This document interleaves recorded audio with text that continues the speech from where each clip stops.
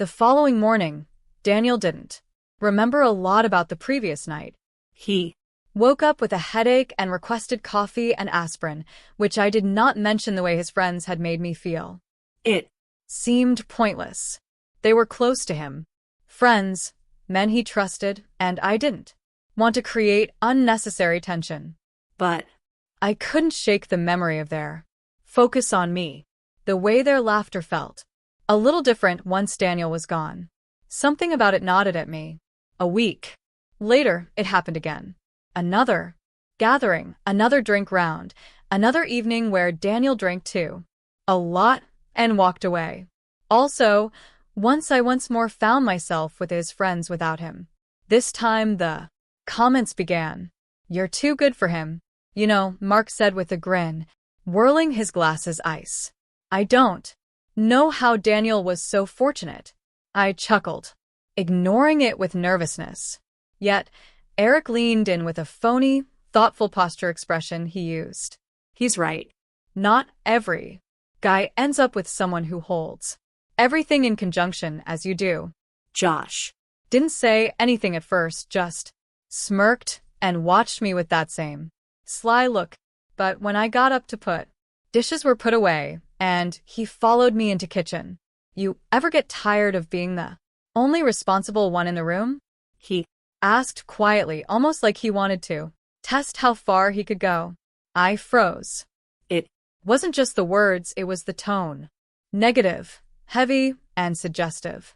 I grabbed a dish towel as quickly as if it were a shield. Josh drew nearer, uttering a lower voice. "Well, if you need a break, you can find me." I attempted to turn around and face him, keep my voice consistent. "That's not funny."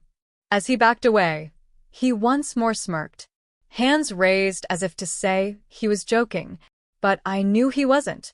When Daniel came, stumbling back into the room, none of them acted any different. They laughed. They played cards. They drank until late into the night without Daniel noticing one thing.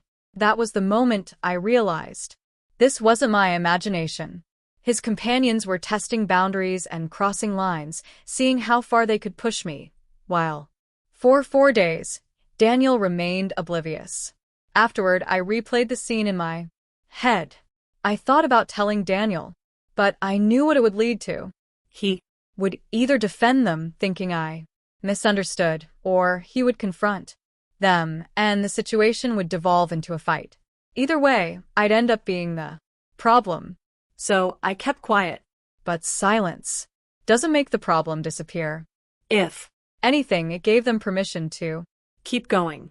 The third time they came over, I felt a knot in my stomach before they even arrived. I told myself I'd stay in the bedroom, avoid them altogether. But Daniel called me into the living room where you can sit with them to part of the group. That night, the comments weren't subtle anymore. Mark joked openly about how I looked in the dress I wore, saying Daniel was a lucky man. Eric added that Daniel didn't deserve me. And Josh didn't even bother pretending. He inquired whether I had ever bored at home alone while Daniel was at work. The room went silent for a moment, and then they all laughed like it was just another joke. I laughed too, but only to hide how uncomfortable I was. Inside, I was furious. My closest friends were being mean to me in my own home, and he was too blind to see it. That night, after everyone left, I woke up next to Daniel and stared at the ceiling. My heart pounded with anger, betrayal, fear, and something else, not because Daniel had done anything yet, but because he trusted people who clearly didn't respect me or him. And I knew deep down that it was just a matter of time before something more dangerous